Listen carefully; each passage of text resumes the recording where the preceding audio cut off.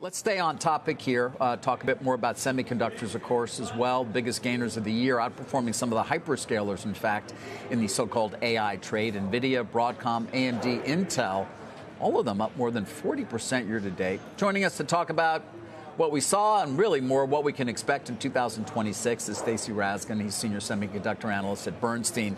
Stacy, good to have you.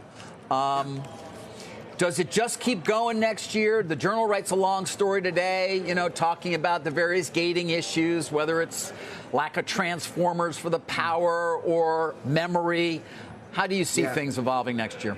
Yeah, I think it probably still goes. It's funny, like our general call in 25, if I wanted to sum it up, was kind of own the high quality AI names, ignore most of the rest. And I guess you could have owned the lower quality AI names too, but I mean, AI was working pretty well. And I actually don't think it stops in 2026. You can look at the forecasts that companies like Nvidia or Broadcom have put out. You can look at where the current estimates are, and they're still way below that. I think there's still plenty of room for numbers to move higher. And even valuations are not crazy for a lot of these names. Nvidia, Broadcom. I mean, Nvidia's in the low 20s price to forward earnings for amazing growth. I understand all the worries about like peak spending and digestion cycles and everything else, but I mean, look, people have been worried about that since this started. And kind of look at where things are going. That clearly wasn't a problem in 25. If you look at like the committed volumes that are already there, it's probably not an issue for 2026. And assuming OpenAI does execute on their commitments, and we'll see, but if that happens, it doesn't even start until the end of 26, that spending. So it may not even be 2027 either. I think this trade still has legs. I think so. Yeah. So, all right, you and I may be having the same conversation a year from now. Maybe. I am curious, though, because we are going to be discussing more, the competition to the extent that NVIDIA faces any at all. But whether it's Alphabet's TPU, which certainly we've been talking a lot about of late, whether it's Broadcom trying to help OpenAI design its own chip, because you got to get cost per token, per dollar, per watt down over there versus your competitor Gemini.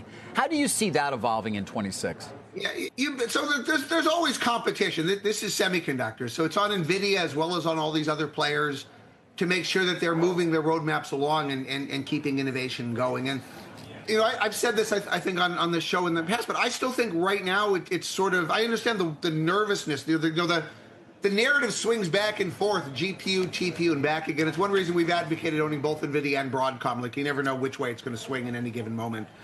I still think it's the wrong time to really worry about that in general. I think the right question asked today is still, is the opportunity in front of us still big or is it not? Like, rather than who's winning or losing, because presumably we're not in a mature, saturated market yet. If you think we are, like, there's a whole other set of questions you might want to ask. But in a world where things I think are still growing like massively, if the opportunity is still big, then everybody thrives. And if it's not big, then everybody's screwed, right? So I don't think we're at the point yet where I necessarily, from a fundamental basis, have to worry about who's winning and losing. I would just own the space, frankly.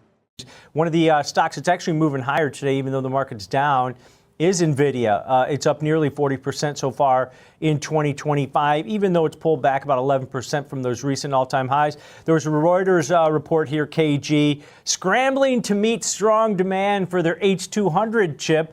I'm still wondering, scratching my head a little bit, because I know the Chinese government kind of pushing back against companies buying Nvidia chips. They came out that story yesterday that they want to continue to ramp up internalization of technologies moving forward. What's your take here? Because NVIDIA looks like it's ready to move higher. It's trying to, Tom. I mean, when it cracks that 190 level, it just has not been able to sustain that on an intraday basis. So I think that's going to be a key watch for today. And yes, you are seeing this report. And if the report is true, and we do see these purchases coming through, that could be over 2 million NVIDIA H200 chips that could be potentially up for grabs in 2026 in the China market. Now, I want to put a little bit of context here just to make sure that everybody kind of understands the magnitude of this particular report and how it could actually impact NVIDIA's earnings here, especially top line growth. Right now, it's being reported that NVIDIA has around 700,000 H200 chips. If they are going to see the difference between that 2 million versus what they have in inventory here, Tom, each one of these chips cost around $27,000. So you're talking about around a $35.1 billion impact on revenue here. Now, it's not going to be realized, obviously, in 1 quarter or even 2 quarters, but this over time could obviously drive top line growth here. And it's something that the company has not put into their projections or their guidance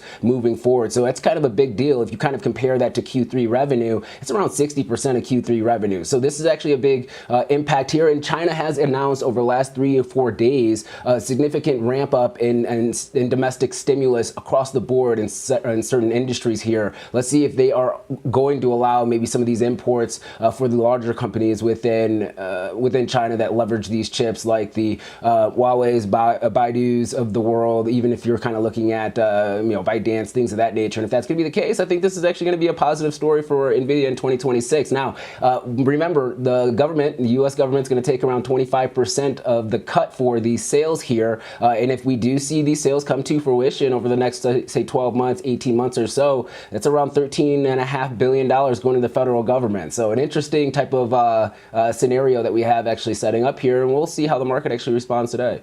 Yeah, and then there was also that report out of SCMP out of China that ByteDance planning to spend about $14 billion on NVIDIA AI chips, and that is a bump up of nearly 20% from the previous year as far as the technology build out there goes. And so, Sam, walk us through some of the analyst commentary and sort of the market's feeling with this Grok deal, which I initially read as a positive, but we've seen varying opinions, let's say, on that deal and their spend into 2026. Yeah, thanks so much for that, Jenny. We are seeing a bit of a mixed reaction. Obviously, we saw this headline coming out on Christmas Eve, and so we've had some time to digest that. We did see Nvidia actually rallying up over 5% last week. We're seeing a pullback this morning in trade. There are 2 stories which is really driving the action today. Obviously, we have this Intel deal as well, but then we have this deal with Grok. So let me just run you through some of the analyst notes which have hit the desk this morning as far as what they're saying about this particular deal. I mean, for the most part, the reaction seems to have been positive, as you pointed out, Jenny. And so let me just run you through a couple of commentary, a couple of notes in the commentary here. UBS saying that this could bolster NVIDIA's ability to service high-speed inference applications. They remain bullish on NVIDIA shares heading into 2026. They expect the appreciation from here to be driven mostly by higher earnings. They've got a buy rating here, $235 price target there. Truist believes that this is intended to fortify its competitive positioning in inference versus the TPUs. While the $20 billion reported cost is significant, it sees it as small relative to its cash position and cash flow generation. So it says this could make its capabilities more appealing to high volume inference customers, because remember, this is more about the inferencing, not the training part of artificial intelligence. So that's the folks over at Truist where they stand on this. Now, the folks over at Citi, for instance, they say that this is a clear positive, were their remarks. They say that the company is addressing competition from the other inference architectures with a licensing deal that is more adequate to a full acquisition. They believe that it's worked around regulatory scrutiny to get this across the line, and also that Grok is still able to run as an independent company. Remember, this is not buying Grok. This is obviously the licensing, non-exclusive. So it's like, you know, we can date other people kind of situation. They also actually have a $270 price target, keeping a buy rating there. Stifel's got a $250 price target there too. They also believe that this could ramp up in conjunction with Rubin's stack system too, and they're pretty confident, enthusiastic, and think that this is pretty encouraging. And also Bernstein seeming to say that this is more of a grab for technology and human capital by Nvidia than a straight purchase, because with the details of this agreement, as I said, a non-exclusive arrangement, but basically they're still going to be able to work with other companies, but as part of this, the Grok team will join Nvidia to help advance and scale the licensed technology. That was according to the press release. But, you know, with this $20 billion reported price tag as well, that has raised some eyebrows in a market that was already questioning a lot of the financing around the AI and the whole data center type of narrative in the market right now, guys. And I will say, to echo that, I mean, I've seen mostly really positive commentary regarding this, where it says it's not the outright acquisition of this company, that it's going to see more regulatory approval, perhaps, is something I've read. So we'll have to see if that does obviously play out, because we know that this regulatory environment, while expected to be an easier one under the Trump administration, has also still faced some hurdles. So I think great summation. Everything that we're seeing with NVIDIA really are. If the U.S. company is permitted to sell its H200 graphic processing units in China, ByteDance intends to spend roughly 100 billion yuan, $14.29 billion, on artificial intelligence chips from Nvidia in 2026, a significant increase from roughly 85 billion yuan in 2025, according to a report published on Wednesday in the South China Morning Post. This year, Nvidia's stock increased by around 40%, and the business launched numerous new initiatives that will keep it at the forefront of the artificial intelligence revolution. Considering that I finished creating a video on the company in 2025, I have examined the company's long-term goals in my What's Next for Nvidia stock in 2026. I was mistaken, though, and Nvidia investors get additional positive news with Intel's 8K filing dated December 29th. The filing states that Nvidia paid $5.0 billion, or $23.28 per share, to complete its investment in Intel. That investment is currently a huge profit, given that Intel ended the Monday trading session at $36.68. Here are some reasons why I believe Nvidia's partnership and investment in Intel was a crucial step for the business, as well as what investors might anticipate from it. Nvidia invested in Intel. Why? The long-term goal of Nvidia was to control the whole compute industry. The corporation had to start over and devise a new strategy after regulatory obstacles prevented it from acquiring ARM. In an effort to overcome this obstacle, the business collaborated with MediaTek to design its ARM cores, which were later incorporated into its superchips. For superchips, this worked out nicely, but not so well for anything that would be used in consumer electronics. According to Tom's guide, the long-rumored laptop chip has been postponed until late 2026. Qualcomm released its Snapdragon X CPUs for PCs while Nvidia was battling delays. Despite the AI PC's branding and Copilot promotion, they haven't been able to gain any substantial market share because of the poor experience that Windows on ARM offers. This made it quite evident to Nvidia that using ARM to compete in the laptop market is a losing strategy. To win, Nvidia need x86. It was unable to obtain an x86 license from AMD or Intel. You read correctly. Nvidia would have to obtain licenses from both businesses. When AMD created the 64-bit x86 architecture many years ago, it truly won the contest for best architecture. Under their cross-licensing architecture agreements, AMD gives Intel the AMD 64 license, and Intel gives AMD the original x86 architecture license. With little other choice, Nvidia started collaborating with Intel covertly as early as 2024, long before the investment agreement was made public, according to Tom's Hardware.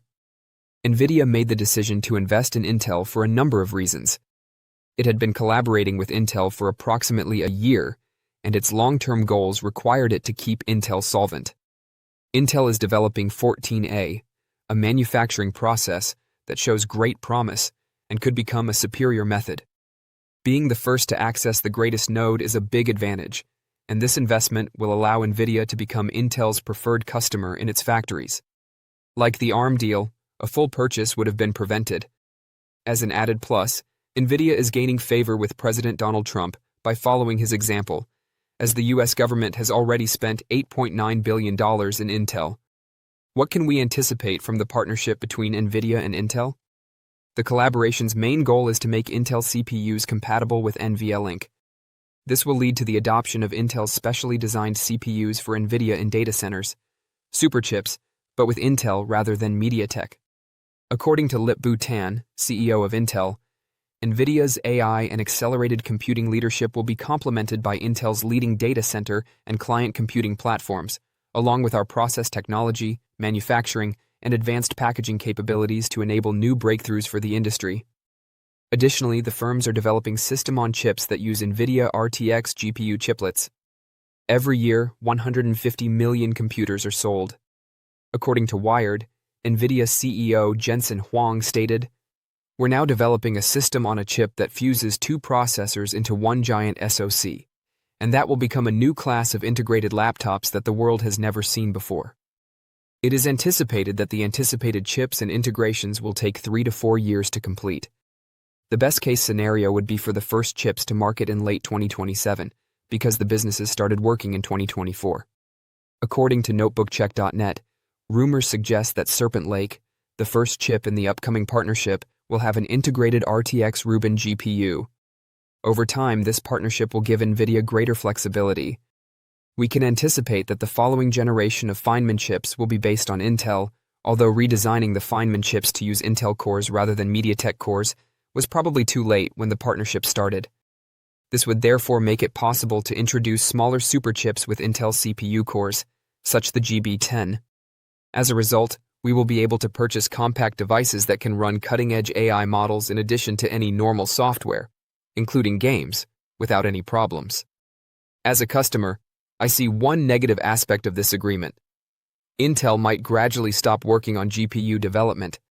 That would leave consumers with a duopoly of AMD and Nvidia, which is never beneficial because it keeps costs high and slows down progress. What are Nvidia's analyst ratings? In his research note from December 29th, which I received, Bank of America analyst Vivek Arya reaffirmed a buy rating and the target price of $275 for Nvidia stock. The target price, which is within Nvidia's historical forward-year PE ratio range of 25 to 56, is based on 28 times his earnings projection price-to-earnings ratio for calendar year 2027, excluding cash. Stephen Guilfoyle, a seasoned analyst, has increased his price estimate for Nvidia stock to $235. With a $300 target price, Nvidia is ranked as a top choice by Cantor Fitzgerald. Bank of America raised its price estimate for Intel from $34 on December 16th to $40, noting the possibility of victories in wafer design or advanced packaging at Intel Foundry. Don't forget to share your thoughts and experiences in the comments below. Your input helps create a more knowledgeable community where we can all learn and grow together in the world of investing. Stay up to date with the latest market trends, insights, and key updates by subscribing to Investing Tutorial. We're here to help you make smarter investment decisions and stay ahead of the curve.